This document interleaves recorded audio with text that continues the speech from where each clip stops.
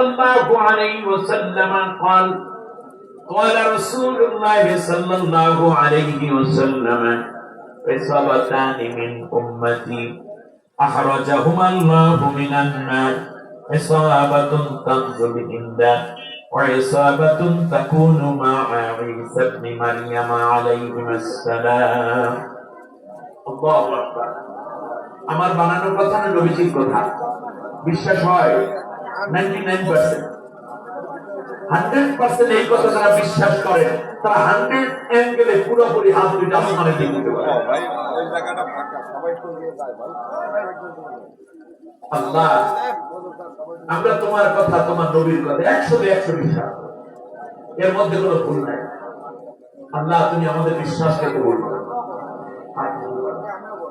এবার শুনুন বলছি নাসাই শরীফে 3175 নম্বর হাদিস আপনারা এখন সার্চ দিলে হাদিসটা পেয়ে যাবেন মোবাইলে নবী বলেছেন আমার দুই দল উম্মতকে আল্লাহ তাআলা জাহান্নাম থেকে স্বাধীন করে তাদেরকে জান্নাতি করে নিয়েছেন সুবহানাল্লাহ বলুন না কয় দল উম্মত যাদের উপর জাহান্নামের আগুন হারাম আমাদের নবী বলে গেছেন এই দুই দল উম্মত আমরা সৌভাগ্য কামনা করি আল্লাহ যেন একদল হওয়ার কমপক্ষে তৌফিক দেন কারণ সেই তৌফিক কাছাকাছি চলে আসছে আলহামদুলিল্লাহ আপনারা জানেন আমাদের সাইফুল ভাইকে যখন দাফন করা হয়েছে বাংলাদেশের সমস্ত উলামা হযরত একমত হয়েছিলেন সাইফুল ইসলাম আলিফকে দাফন করা হয়েছে সেখানে তাকে গোসল দেয়া হয়নি ওই রক্ত মাখা ঘাড় কাটা শরীর অবস্থায় তাকে 3 খান কাপড় পরিয়ে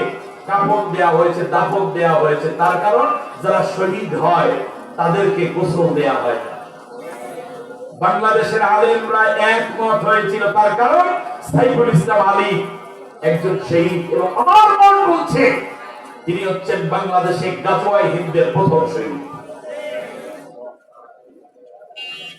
আজ আমার কথাগুলো আপনাদের কাছে ভারী মনে হতে পারে এটাই কথা আমি না বুঝে কথা বলি না শুনুন নবীজি বলেন হিন্দুস্তানে যে যুদ্ধটি হবে এই যুদ্ধে যে মুসলমান অংশ নিবে তারা জান্নাতি কোনোদিন জাহান্নামের আগুন তাদেরকে স্পর্শ করবে না আপনারা কি জান্নাতে যেতে চান কে কে চান একটু হাত উঁচু করে আল্লাহকে দেখান নারায়ে তাকবীর নারায়ে তাকবীর আলহামদুলিল্লাহ হাত উঁচু করে আল্লাহ নবী বললেন গাজওয়ায়ে হিন্দে যেই যুবক মুসলিম যেই নারী যেই পুরুষ যেই ছাত্র যেই ছাত্রী যেই নামাজি যেই রোজাদার যেই পীর যেই বুজুর্গ যেই তাবলীগের সাথী যেই জাকিরিন শাকিরিন যে ইসলামী আন্দোলনের কর্মী ইকামতে দ্বীনের সাথে যে হেফাজতের কর্মী সব মিলে আল্লাহর নবী বললেন এই যুদ্ধে যারা অংশগ্রহণ করবে আল্লাহ রাব্বুল আলামিন তাদের উপর থেকে জাহান্নামে আগুনকে হারাম করে দিয়েছে আরেকটা যুদ্ধ হবে দাজ্জালের বিরুদ্ধে ইয়াজুজ মাজুজদের বিরুদ্ধে সেই যুদ্ধ করবেন ঈসা আলাইহিস সালাম পরবর্তীতে ওই যুদ্ধে যারা অংশ নেবে তারাও জান্নাতি সুবহানাল্লাহ আল্লাহর নবী এই হাদিস বর্ণনা করেছেন প্রায় 1450 বছর আগে জেরবার কত বছর আগে 1400 বছর আগে নবী কি আমাদেরকে দেখেছেন হিন্দুস্তানে নবী কোনোদিন আসেন নাই কিন্তু বলেছেন যুদ্ধ হবে এর মানে নবীর ভবিষ্যৎবাণী নবী কি বানাইয়া বলেছেন নাকি আল্লাহ বলতে বলেছেন রাইট অতএব এই যুদ্ধ আপনি এড়াতে পারবেন না হযরতে রাসূল সাল্লাল্লাহু আলাইহি ওয়াসাল্লামের কথা শুনে দাঁড়িয়ে গেলেন হযরতে আবু হুরায়রা রাদিয়াল্লাহু তাআলা তিনি বললেন যে রাসূলুল্লাহ আমাকে দোয়া করেন আল্লাহ যেন সেই যুদ্ধ পর্যন্ত আমার হায়াতকে বাড়ায় আমি ওই যুদ্ধ আসলে আমি আমার সন্তান সন্ততি আমার স্ত্রী পুত্র সহ জান মাল দিয়ে ওই যুদ্ধে অংশগ্রহণ করবো যদি শহীদ হয়ে যায় তাহলে জান্নাতি আর যদি বেঁচে থাকি যতদিন বেঁচে থাকবো জান্নাতি মানুষ হিসাবে দুনিয়ায় বাঁচবো আর মরার সাথে সাথে জান্নাত কারণ যারা অংশ নিবে তারাই জান্নাত আল্লাহর নবী বিশ্বনবী সাল্লাল্লাহু আলাইহি ওয়াসাল্লাম এই কথা বলতে গিয়ে হাদিস বর্ণনার ক্ষেত্রে কিছুটা সময় থেমে গেলেন। নবীজি আমার কান্না করলেন। একটু পরে আল্লাহ নবী তার চেহারা মোবারক উঁচু করে চোখের পানি মুছে সাহাবীদের দিকে তাকায় একটা মুস্কি হাসি দিলেন। সাহাবীগণ আরজ করলেন, ইয়া রাসূলুল্লাহ, এত কাজ করলেন, ব্যাপার কি? থামলেন, কাঁদলেন, হাসলেন। আল্লাহর নবী বললেন, সাহাবীরা, আমি নবী, তোমরা সাধারণ মানুষ। আল্লাহ তাআলা আমাকে যা দেখান তোমাদেরকে তা দেখান না। আল্লাহ দেখিয়েছেন এই যুদ্ধে 1-2 দিনে এই যুদ্ধ শেষ হবে না, দীর্ঘ সময় ধরে এই যুদ্ধ চলবে। এই জন্য আমি মাঝখানে একটু থামাইয়া বুঝাইয়া দিলাম এই যুদ্ধ চলবে একটু দীর্ঘমেয়াদী।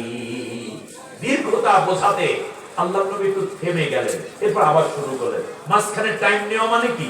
সময়টা লং হবে, 1-2 মাসে 2-1 বছরে যুদ্ধ শেষ হবে না। সাহাবীগণ বললেন, ইয়া রাসূলুল্লাহ, কাঁদলেন কেন? আল্লাহর নবী বললেন, সাহাবীরা, আমাকে আল্লাহ তাআলা দেখিয়েছেন এই যুদ্ধের ভয়াবহতা। আমাকে দেখালেন রক্তের উপর দিয়ে একজন মানুষের লাশ ভেসে যাচ্ছে, মানুষের রক্তের উপর দিয়া মানুষের লাশ ভেসে যাচ্ছে। খুব ভয়াবহ। কোমর সমান রক্তের ঢেউ উঠবে, হাঁটুর সমান রক্ত বইতে থাকবে, তার উপরে লাশ ভাসতে থাকবে, যোদ্ধাদের লাশ। আল্লাহ নবীর সাহাবীরা বলল, নবী তাহলে হাসলেন কেন? ভালো করে শুনে রাখুন খুলনার মুসলমানেরা, যুবক ভাইয়েরা শোনেন, ছাত্র বন্ধুরাও শুনে না। আল্লাহর নবী বললেন, এই যুদ্ধে চূড়ান্ত রেজাল্ট আল্লাহ রাব্বুল আলামিন আমাকে দেখিয়েছেন। যুদ্ধ যতই দীর্ঘমেয়াদী হোক আর যতই ভয়াবহ হোক, যত রক্ত এবং জীবন যাক না কেন, আল্লাহ আমাকে দেখিয়ে দিয়েছেন চূড়ান্ত পর্যায়ে আল্লাহ সুবহানাহু ওয়া তাআলা আমার উম্মতকে তথা মুসলমানদেরকে বিজয় দান করেছে। যেহেতু চূড়ান্ত পর্যায়ে বিজয় হবে মুসলমানের, এই জন্য আমি এসেছিলাম। যুদ্ধটা শুরু হবে চীন থেকে, খরাবুল হিন্দা মিনাস চীন, চীন থেকে এর সূচনা হবে। সুবহানাল্লাহ বলেন। আমার ভাইয়েরা, আর একটি যুদ্ধের কথা নবী বলেছে, তাহলে বোঝা যাচ্ছে একটি অবশ্যম্ভাবী যুদ্ধ। কিন্তু এই যুদ্ধটা মুসলমানের শুরু করবে না, শুরু করবে কারা? চীন থেকে। কিন্তু এই যুদ্ধে অংশ নিতে যাবে কারা? হিন্দু সম্প্রদায়। কিন্তু উগ্রবাদীরা। মুসলমানদের মধ্যে কেউ যদি উগ্রবাদী, ডাকাত আছে না মুসলমানদের মধ্যে? ইসলামে কি ডাকাতের কথা আছে? এই যে আপনাদের এরশাদ শিকদার স্বর্ণ কমল বানাইছিল, কত মানুষকে হত্যা করেছে, এটা কি ইসলামে আছে? কথা বলেন না কেন? আচ্ছা বলুন তো দেখি, অন্যায় ভাবে নির্দোষ মানুষের বিরুদ্ধে মামলা দিয়ে জেলখানায় ঢুকানো, তাদেরকে আয়না ঘরে নিয়ে কষ্ট দেওয়া, এই কথা কি ইসলামে কোথাও আছে?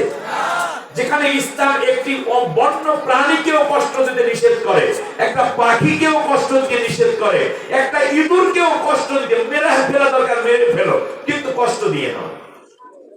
যেখানে একটা পিঁপড়াকেও বিনা প্রয়োজনে মারতে ইসলাম নিষেধ করে, সেখানে মানুষগুলোকে নিয়ে নিয়ে যে নির্যাতন করা হলো আয়না ঘরে, রিমান্ড দিয়ে নির্দোষ আলেমদেরকে ফাঁসি দেওয়া হলো, এইগুলো কি মুসলমানের কাজ নাকি শয়তানের কাজ? এইগুলো করেছে এরা কি মুসলমানের মধ্যে পড়ে? আমি মনে করি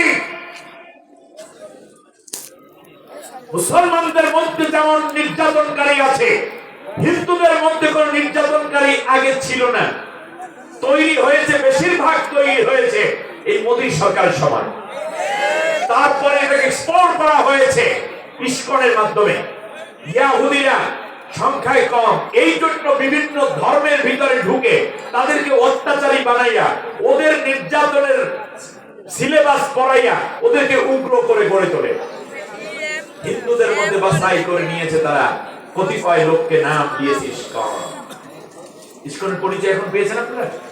ব্যাস, এবারে আমরা আসি, যুদ্ধ আরো একটা হবে, যুদ্ধ আরো একটা হবে। আমি যে কথা বলছিলাম, সেই যুদ্ধে শুধুমাত্র যুদ্ধ যখন হবে, গাছওয়াই হিন্দ, জানি না আল্লাহ দেখার তৌফিক দেন কিনা। যদি ওই যুদ্ধে আমিও বেঁচে থাকি, আমার সন্তান, আমার স্ত্রী, আমার কন্যা, সবাইকে নিয়ে আমরাও হাজির হয়ে যাব ময়দানে। আপনারা যাবেন না?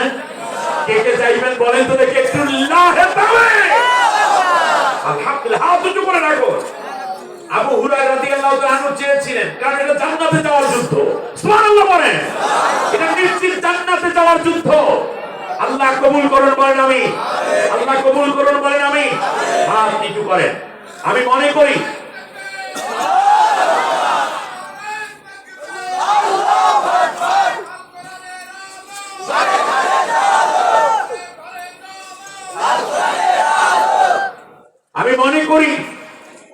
গাজওয়ায়ে হিন্দ যখন শুরু হবে তখন শুধু বাংলাদেশের সেনাবাহিনী, নৌবাহিনী, বিমান বাহিনী, র্যাব, পুলিশ, গোয়েন্দা, ডিবি, ডিএসপি, বিডিআর শুধুমাত্র অংশগ্রহণ করবে না, বরং বাংলাদেশের প্রতিটি মুসলমান, জওয়ান, যুবক, এমনকি বৃদ্ধ বৃদ্ধা সবাই সেই যুদ্ধে জান্নাতে যাওয়ার জন্য অংশগ্রহণকারী হবে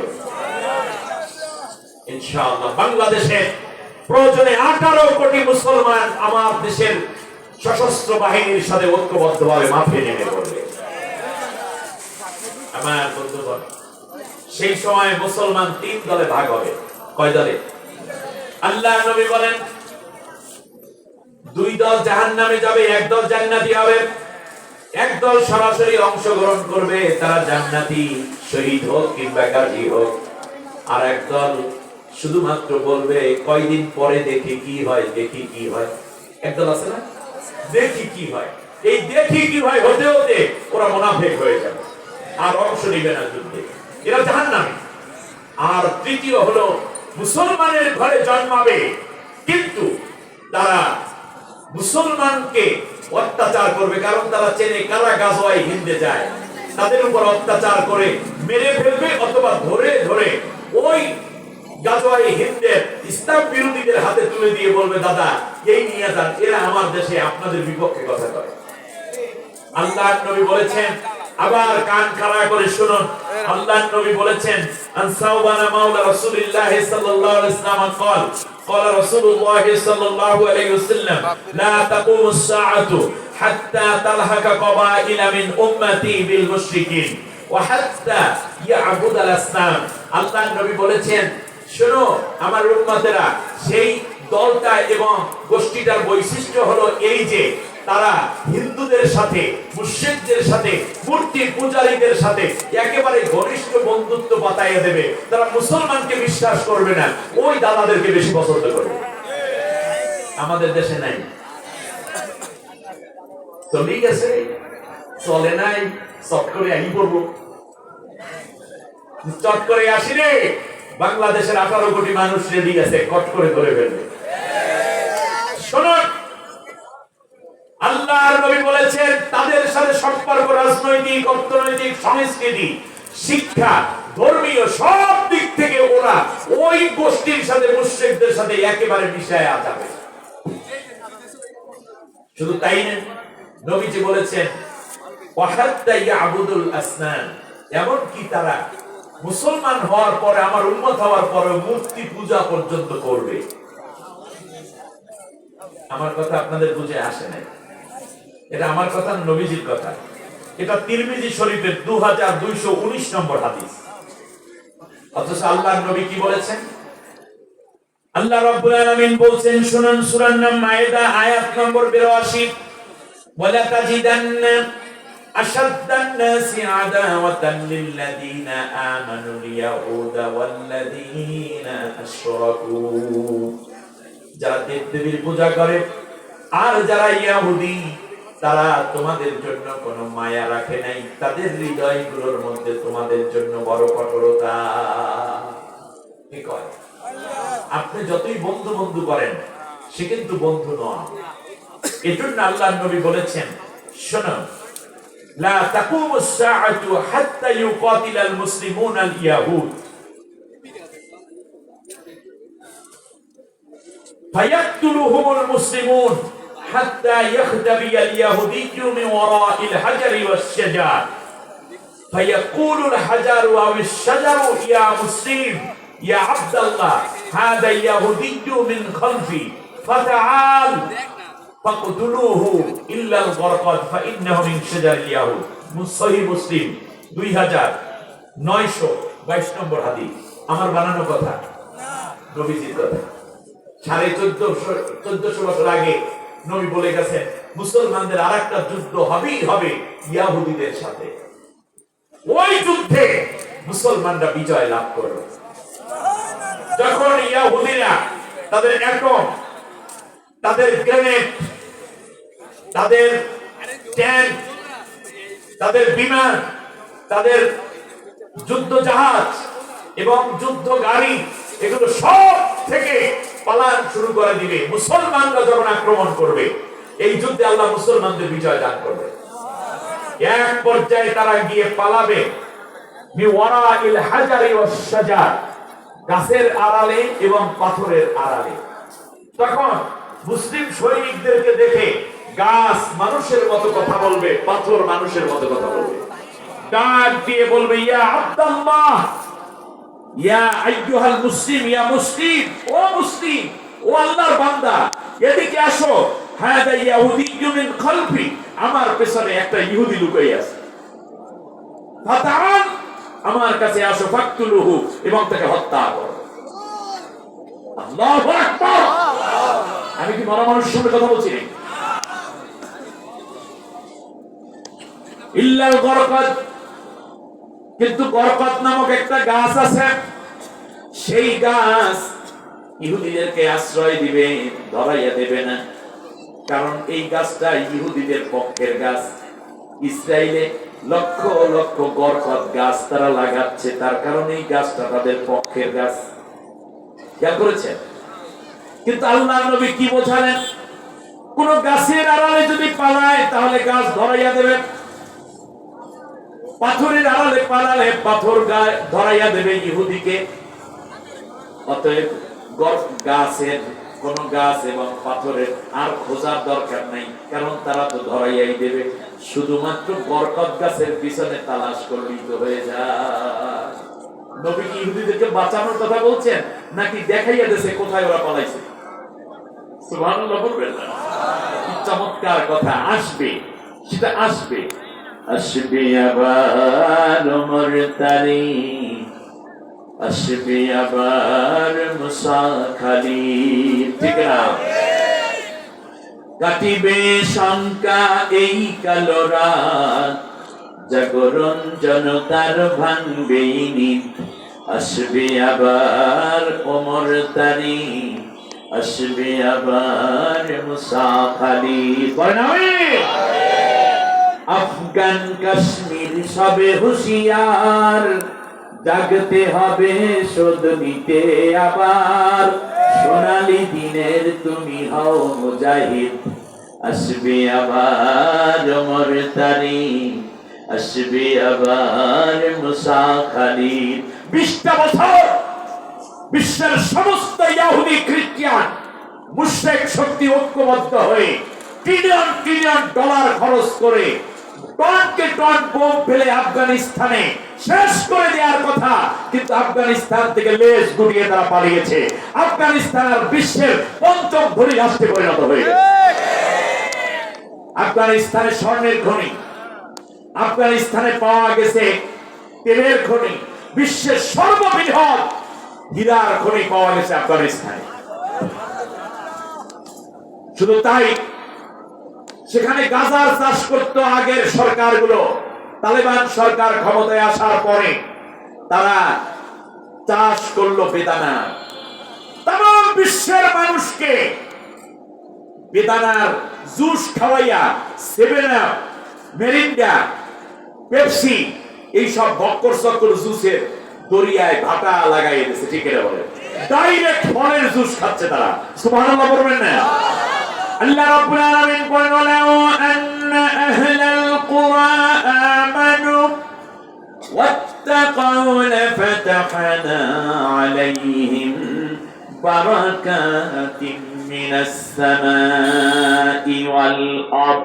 দেশের মানুষেরা, জনপদের সরকার, জনপদের প্রশাসন এবং সাধারণ মানুষ যদি জমিনের উপরে আমি আল্লাহ রাব্বুল আলামিনের কোরআনের শাসন কায়েম করে দেয়, আমি আল্লাহকে ভয় করে, আমি আল্লাহ রাব্বুল আলামিনের উপর দৃঢ় আস্থা এবং ঈমান রাখে, আমি আল্লাহ ওয়াদা দিলাম অবশ্যই আসমানের যত বরকতের দরজা আছে আর জমিনের যত বরকতের দরজা আছে অবশ্যই তাদের জন্য সব খুলে দেব। 101 সদস্য বিশিষ্ট মজলিসে শুরা গঠন করেছে তালেবান। 101 জন, ভালো করে শুনুন, 101 সদস্য বিশিষ্ট, তাদের কোন প্রধানমন্ত্রী নেই, তাদের শুরা ভিত্তিক খলিফা আছে। 101 জন শুরা সদস্য যাদের পরামর্শে দেশ চলে, তারা প্রত্যেকে কোরআনে হাফেজ, প্রত্যেকে ইংলিশে বক্তব্য দিতে পারে আর আরবিতে তাদের জানা আছে। এমন গাড়ি তারা আবিষ্কার করতেছে যে এই গাড়ি গোটা বিশ্বের সমস্ত গাড়ি কোম্পানির কান্দাই দেওয়ার অবস্থা বানাইতেছে। বুঝতেই যাবে না, সাধারণ একজন মানুষের মতো মনে হবে, কিন্তু তিনি একজন বিজ্ঞ। এই গরম পানি দিন, আমার এক গ্লাস পানি দেন বা একটা বোতল করে দেন। জি সম্মানিত ভাইরা, এ হচ্ছে তালেবান। লড়াই করেছে যারা, সেই লড়াইয়ের মতোই আছে। তারা অস্ত্রটাও রেখে দেয়নি, পায়ের মধ্যে অনেক দামি জুতা পরে নাই, ওই আগের মতোই পাজামা পাগড়ি একটা হালকা কাপড়ের জামা পরেই তারা মন্ত্রী হয়ে গেছে, কোনো পার্থক্য নাই। সুতরাং আন্দোলন করে যারা, সরকারে যায় তারা, ঠিক না বলে? আমি মনে করি বাংলাদেশের প্রেক্ষাপটে আমার দেশের যুবক, আমার দেশের ছাত্ররা লড়াই করেছে, জীবন দিয়েছে, রক্ত দিয়েছে, সুতরাং তারাই এই দেশের নেতৃত্ব দেওয়ার সবচেয়ে বড় হকদার। প্রধান উপদেষ্টা এই কথাটাই বারবার বোঝাতে চান জাতিকে, কতিপয়কে নিয়েও গেছে।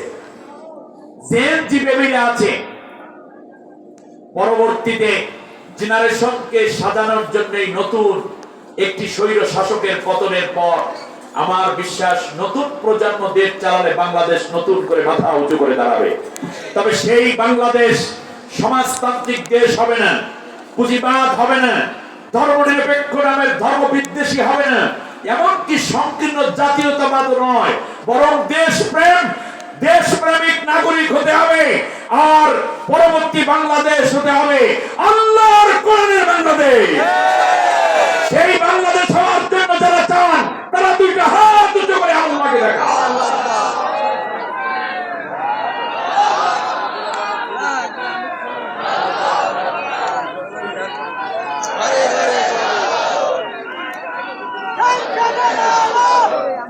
আল্লাহ রাব্বুল আলামিন কবুল করুন, বলেন আমিন। আমার কথায় আপনারা কষ্ট পেয়েছেন, আমি একটি আগাম সংবাদ দিলাম যাতে আমাদের প্রস্তুতিটা যেন সুন্দর হয়, ঠিক না? আমার ভাইয়েরা, আল্লাহ রাব্বুল আলামিন বলেন, শোনো, একটি জালেম শাসকের পতনের পর আল্লাহু আকবার, কাদেরকে আমি ক্ষমতায় আনতে চাই, আজকের আলোচ্য বিষয় এইটা বলি শেষ করে দেব। কে চান? আল্লাহ চান, সুবহানাল্লাহ। কে চান? আল্লাহ, আল্লাহ তাআলা চান। আল্লাহ রাব্বুল আলামিন বলেন, শোনো,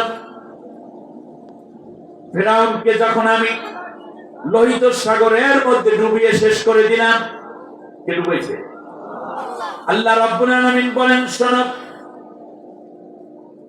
মুসা পয়গম্বর যখন লোহিত সাগরের উত্তাল তরঙ্গমালার পারে দাঁড়ালেন 3.5 লাখ বনি ইসরাইলের লোকদের সহ, কোন নবী? মুসা আলাইহিস সালাম। খবর পেয়ে গেল ফিরআউন 2 লাখের উপরে সৈন্যবাহিনী নিয়ে মুসা পয়গম্বর এবং তার সাথীদেরকে আক্রমণ করলো। মায়ের কোলে শিশু দাঁড়িয়ে আছে, বৃদ্ধ মানুষ, বৃদ্ধা নারী, যুবক যুবতী, সবাই চিৎকার করে বলছে, মুসা, ও মুসা, ইন্না লামুদরাকুন, আমরা তো ধরা পড়ে গেলাম। মুসা আলাইহিস সালাম জাতির লোককে সান্ত্বনা দিয়ে বললেন, ইন্না রাব্বি সায়াহদিন, আমার আল্লাহ আমাকে এখানে তোমাদেরকে নিয়ে আসতে বলেছেন, কোন পথে গেলে আমাদের মুক্তি হবে, মুক্তির রাস্তা অবশ্যই আল্লাহ রাব্বুল আলামিন দেখাইয়া দিবে। সুবহানাল্লাহ, এটার নাম তাকওয়া। আল্লাহ রাব্বুল আলামিন বলেন, শোনো, মাইয়াত্তাকিল্লাহ ইয়াজআল লাহু মাখরাজা ওয়া ইয়ারযুকুহু মিন হাইসু লা ইয়াহতাসিব। যারা আমি আল্লাহর উপরে ভরসা করে, আমি আল্লাহকে ভয় করে, তাদের মুক্তির জন্য আমি আল্লাহ হাজারটা রাস্তা বের করে দেই। এমন জায়গা থেকে আমি তাদেরকে রিজিক দেব যা কোনোদিন তারা কল্পনাও করতে পারে নাই। হযরত ইউসুফ আলাইহিস সালামকে আটকাইয়া দিল মহিলা, নাম কি? ইউসুফ আলাইহিস সালাম দরজা ধাক্কা দিলেন। আল্লাহ রাব্বুল আলামিন বলেন, আমাকে ভয় করে আমার ইউসুফ যখন দরজায় ধাক্কা দিল, গুনার কাজে লিপ্ত হতে গেল না। আমি আল্লাহ রাব্বুল আলামিন আমার ইউসুফকে বাঁচানোর জন্য রাস্তা তৈরি করে দিলাম। ধাক্কা দেওয়া ছিল ইউসুফের কাজ, আর দরজা খুলে এই ইউসুফকে মহিলার ষড়যন্ত্র থেকে বাঁচাইয়া দেওয়া ছিল আমার দায়িত্ব। সুবহানাল্লাহ। আপনি রিজিকের জন্য ঘর বাড়ি ছেড়ে দিয়ে যাচ্ছেন, আপনি খারাপ পন্থা অবলম্বন করছেন। না না, এটা করবেন না। তার কারণ আপনি হালাল পথে থাকুন। হালাল পথে আল্লাহ তাআলা আপনাকে হাজারটা রাস্তা তৈরি করে দিবেন। আপনাদের কি ভুলে গেছেন? আজকে এই মৎস্য অবতরণ ও পাইকারি মৎস্য বাজার, বাংলাদেশ মৎস্য উন্নয়ন কর্পোরেশন, এই যে দেখা যাচ্ছে নাকি? হ্যাঁ, আমি যেই ঘরটায় ছিলাম, বিল্ডিংটায়, এখানে নাকি মৎস্য আড়ত নাকি। হ্যাঁ, সব মাছগুলো প্যাকেট করে রাখছে আমার ভাইরা। হ্যাঁ, মেহমানের জন্য রান্না করারও সুযোগ ছিল না। বুঝতে পেরেছেন? মানে মাছের গেরান পেয়ে পেয়ে আমরা রাত্রে খাবার শেষ করেছি। আরেকবার খাওয়াইয়া দিয়ে সমুদ্রের পাড়ে এসে কত সামুদ্রিক মাছ এই দিকে। হ্যাঁ, যদি খাওয়াইয়া দেন, আচ্ছা খাওয়াইতে পারেন, যাওয়ার সময় গাড়িতে দিয়ে নিয়ে যাবেন। শুনুন, কি হাসেন কেন? হাসলে কাজ হইবে? কি রেসিপিতে মাছ ছিল? ছিল না কেন? মেহমানের রাতের খাবারে মাছ নাই কেন? আমি তো চিন্তা করেছি শুধু মাছই খাওয়াইবে মনে হয় ভাইরা। হ্যাঁ, যাই হোক, এবার শুনুন, বিশ্বনবী সাল্লাল্লাহু আলাইহি ওয়াসাল্লামের বিভিন্ন রিওয়ায়াত থেকে ওটা পাওয়া যায় যে যদি আপনি আল্লাহর উপর তাওয়াক্কুল করেন, এই যে এই খুলনাতে আসছেন, হয়তো আপনার পরনে একটা সেরা পণ ছিল, সংকীর্ণ কাপড় ছিল, পুরান কাপড়, সেরা কাপড় পরে একদিন এই খুলনায় ঢুকেছেন, আজকে শত শত কোটি টাকার মালিক। এরকম আছে না নাই? আছে, আছে। কে করেছে? আল্লাহ দিয়েছে। শুকরিয়া আদায় করুন, বলুন আলহামদুলিল্লাহ। আল্লাহ রাব্বুল আলামিন বলেন, হক পথে থাকবা, আমি আল্লাহ এমন জায়গা থেকে রিজিক দেব যা তুমি চিন্তাও করতে পারো না। জেলে ভাইয়েরা, জীবনের ঝুঁকি নিয়ে ট্রলার নিয়ে বঙ্গোপসাগরের মাছ বরাবর চলে যান, জাল ফেলে। আপনার মতো কত জেলের জালে মাছ নাই, আল্লাহ আপনাকে 1.5-2 কোটি টাকার মাছ একবারে দিয়ে দেয়। এরকম জেলে আছে না নাই? মাছ কার কথা শোনে? আল্লাহ। ওই আল্লাহর দিকে থাকুন, আল্লাহ নিরাপত্তা দিবেন। কত মানুষ আপনার চোখের সামনে একসাথে 10টা ট্রলার নিয়ে বের হয়েছেন। এমনও হয়েছে 2-3টা ট্রলার ঝড়ে ডুবে, জাল গেছে, ট্রলার গেছে, মাছ গেছে, মানুষও আর কোনোদিন খুঁজে পাওয়া যায়। এরকম হয়েছে কিনা? কিন্তু আল্লাহ আপনাকে এখনো বাঁচায় রেখেছেন। আল্লাহ শুকরিয়া করবেন। ওই ট্রলারের মধ্যে উঠে সর্বপ্রথম 2 রাকাত নামাজ পড়বেন, আল্লাহর কাছে নিয়ত করবেন, আল্লাহ আজকে যত মাছ দিবা তার 4 ভাগের 1 ভাগ আমি এতিমখানায় দিয়ে দেব, মাদ্রাসায় দান করব, গরিবকে দান করে দেব। দেওয়ার মালিক কে? কিংবা 10 ভাগের 1 ভাগ দেব, 20 ভাগের 1 ভাগ দেব। 20 লাখ টাকা হলে আল্লাহ আমি 1 লাখ টাকা দান করে দেব। পরবর্তী খ্যাপে ট্রিপে আপনি দেখবেন 20 কোটি টাকা আপনার কাছে হাজির। সুতরাং আল্লাহ তাআলাকে আপনি খুশি রাখুন, আপনার জীবন ধন্য হয়ে যাবে। যে কথা বলছিলাম, যখনই মুসা আলাইহিস সালাম বললেন, অসম্ভব, আমার আল্লাহ আমাকে কোনোদিন ভুলে যাবেন না। আল্লাহ রাব্বুল আলামিন বললেন, ও মুসা, তোমার হাতের যে লাঠিটা আছে, এই লাঠিটা দিয়ে তুমি আঘাত করো পানির উপরে। ঢেউয়ের পর ঢেউ আসছে পড়ছে। মুসা আলাইহিস সালাম জোরে একটা আঘাত করলেন। আঘাতের সাথে সাথে একটা দুইটা নয়, একসাথে 12টা রাস্তা তৈরি করে দিলেন কে? মুসা আলাইহিস সালাম জাতির লোককে ইশারা করলেন। 3.5 লক্ষ বনি ইসরাইল তাড়াহুড়ো করে যতগুলো রাস্তা পেয়েছেন 12টা রাস্তায় বেরিয়ে পড়লেন। সবাই ওপারে উঠে গেলেন। এই পাশ থেকে ফেরাউন এসে দেখতেছে এখনো পর্যন্ত কি সুন্দর রাস্তাটা পড়ে আছে। ডাক দিয়ে ফেরাউন বলতেছে, আমার জাতির লোকেরা, আমার সৈন্যবাহিনী, আমি কি বলি নাই? দেখো নদী আমার কথা শুনে, ওই লোহিত সাগর আমার কথা শুনে মনে হয় যেন ওর বাপের রাস্তা একটা বানাইয়া রেখে গেছে, ঠিক না? ডাক দিয়ে বলল, ক্বালা ইয়া কওমি আলাইসা লি মুলকু মিসর ওয়া হাদিহিল আনহারু তাজরি মিন তাহতি আফালা তুবসিরুন। আমার জাতির লোকেরা দেখো, বলছি না নদী আমার, সাগর আমার, ফসল আমার, সব আমার। এইবার দেখো আমাকে পার করার জন্য কি সুন্দর রাস্তা বানাই দিয়েছে। মাছ বরাবর যাওয়ার পরে আপনারা জানেন আল্লাহ তাআলা বললেন, পানি এখন তুমি কি হয়ে যাও, মিলে যাও। 300 হাত নিচে লোহিত সাগরের গভীরতা ওই জায়গায় কত? 175 গজ। 300 হাত নিচে কানের পর্দা ফেটে গেছে, ব্রেইনের গিলু বের হয়ে গেছে, সৈনিকদের নাক দিয়ে দরদর করে রক্ত ঝরছে, মুখ দিয়ে রক্ত, হার্ট স্ট্রোক করে সবগুলো শেষ। 2 লাখ সৈন্য, ফেরাউনও প্রায় শেষ। আমার ভাইয়েরা, আল্লাহ রাব্বুল আলামিন বলেন, শোনো, আমি আল্লাহ তাআলা শুনতে পাই না ফেরাউন আমারে ডাক দিয়ে কয়। ফেরাউন বলল, আমানতু আন্নাহু লা ইলাহা ইল্লাল্লাযী আমানাত বিহি বানু ইসরাঈল ওয়া আনা মিনাল মুসলিমিন। ফেরাউন ডাক দিয়ে কয়, আল্লাহ তুমি ছাড়া আর কোনো ইলাহ নাই। এবার ঈমান আছে কার উপরে? এরপরে বলতেছে, ওয়া আনা মিনাল মুসলিমিন, আমি এখন খাঁটি মুসলিম হয়ে গেছি। ঈমান আনছে, মুসলিম হয়ে গেছে। আল্লাহ রাব্বুল আলামিন ডাক দিয়ে কয়, বদমাইশির জায়গা পাস না। আল আন ওয়া ক্বাদ আসাইতা ক্বাবলু ওয়া কুনতা মিনাল মুফসিদিন। তুমি এখন ঠেলায় পড়া ঈমানের কথা বলো, আসলে দুনিয়ায় তুমি ছিলা স্বৈর শাসক। কি শাসক? তাহলে বোঝা যায় স্বৈর শাসক যদি ঈমান আনতে চায় সেই ঈমান আল্লাহ কবুল করে না। জোরে বলেন কবুল করে না। তার কারণ তারা লক্ষ লক্ষ মানুষের জীবন ধ্বংসকারী একটা মানুষ, অন্যায়ভাবে মানুষের উপর অত্যাচারী, প্রজাকে শান্তি দেয় নাই, বরং প্রজার উপরে প্রতিশোধ নিয়েছে অত্যাচার করে, যার কারণে আল্লাহ তার মৃত্যুর সময় ঈমানও কবুল করেন না। সুতরাং যারা জনগণকে কষ্ট দিয়েছে, অত্যাচার করেছে, তারা শেষবারে যে লা ইলাহা ইল্লাল্লাহ মুহাম্মাদুর রাসূলুল্লাহ পড়বে, এটাও তৌফিক হবে না। তার কারণ কোন স্বৈরতান্ত্রিক সরকারের কোন ঈমান আল্লাহ তাআলা কবুল করেন না।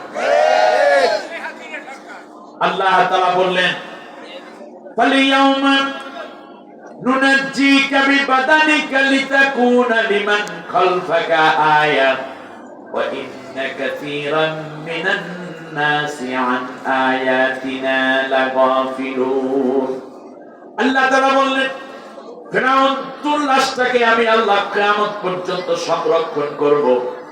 নদীর পানি তোরে গালাবে না, হাঙ্গরে খাবে না, কুমিরে খাবে না, কোন সমুদ্রের কোন মাছ তোমাকে ভক্ষণ করবে না, এমনকি পোকামাকড় তোর দেহটাকে খাবে না, মাটি তোর দেহটাকে গিলবে না।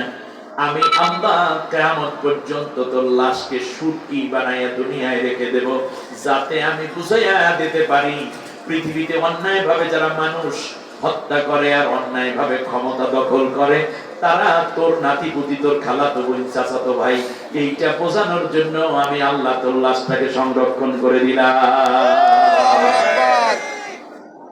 আরেকটা সন্ত্রাসী স্বৈর শাসকের পতন হয়ে